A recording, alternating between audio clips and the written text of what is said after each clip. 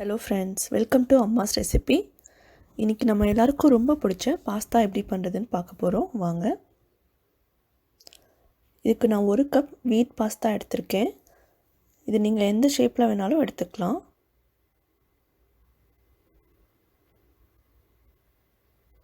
இப்போ ஒரு பேனில் 4 கப் அளவுக்கு தண்ணி விட்டுட்டு 1/2 டீஸ்பூன் உப்பு சேர்த்து கொதிக்க வச்சுருக்கேன். தண்ணி கொதித்ததும் நம்ம பாஸ்தாவை அதில் சேர்த்துக்கலாம். சேர்த்துட்டு லைட்டாக மிக்ஸ் பண்ணி விட்டுடுங்க, இல்லைனா அடியில் ஒட்ட ஆரம்பிச்சிடும். இப்போ இந்த பாஸ்தா குக் ஆகிறதுக்கு 9 மினிட்ஸ் ஆகும்.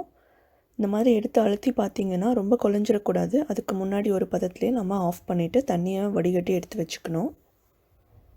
இப்போ இது நல்லா குக் ஆகிடுச்சு. இப்போ இதை நம்ம வடிகட்டி எடுத்து வச்சுக்கலாம். இப்போ இதுக்கு நம்ம மசாலா ரெடி பண்ணிடலாம்.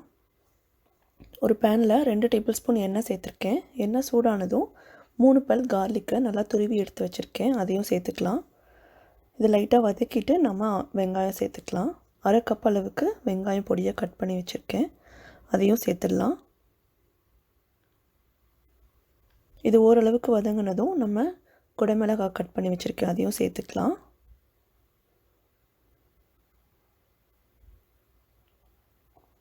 இது லைட்டாக வதங்கினா போதும். ஒரு பெரிய சைஸ் தக்காளியை அரைச்சி எடுத்து வச்சுருக்கேன், அதையும் நம்ம சேர்த்துக்கலாம்.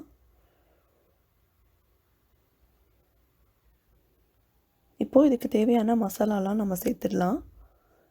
காரத்துக்கு 1 ஸ்பூன் அளவுக்கு மிளகாத்தூள் சேர்க்குறேன். 1/4 டீஸ்பூன் அளவுக்கு oregano சேர்க்குறேன். நீங்கள் மிக்சட் ஹர்ப் எது இருந்தாலும் சேர்த்துக்கலாம், அப்படி இல்லைனாலும் இது ஆப்ஷனல் தான். தேவையான அளவு உப்பு சேர்த்துக்கோங்க. நம்ம ஆல்ரெடி பாஸ்தாவில் உப்பு சேர்த்துருக்கோம், அதனால் பார்த்து சேர்த்துக்கோங்க.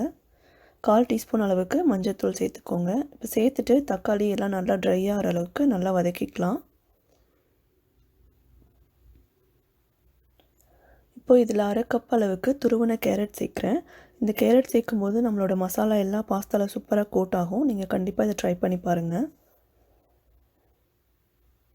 இப்போது நம்ம எடுத்து வச்சுருக்க பாஸ்தாவையும் இதில் சேர்த்து நல்லா மிக்ஸ் பண்ணி விட்டுக்கலாம்.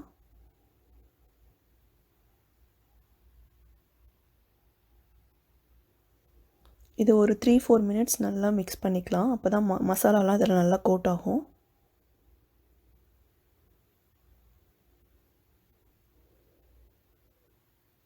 இப்போது இது கூட ஸ்ப்ரிங் ஆனியன் கட் பண்ணி வச்சுருக்கேன், அதையும் சேர்த்துட்டு 1 நிமிஷம் நல்லா மிக்ஸ் பண்ணி விட்டுட்டு நம்ம ஸ்டவ்வை ஆஃப் பண்ணிடலாம். அவ்வளோதான், நம்மளோட பாஸ்தா சூப்பராக ரெடி ஆகிடுச்சு.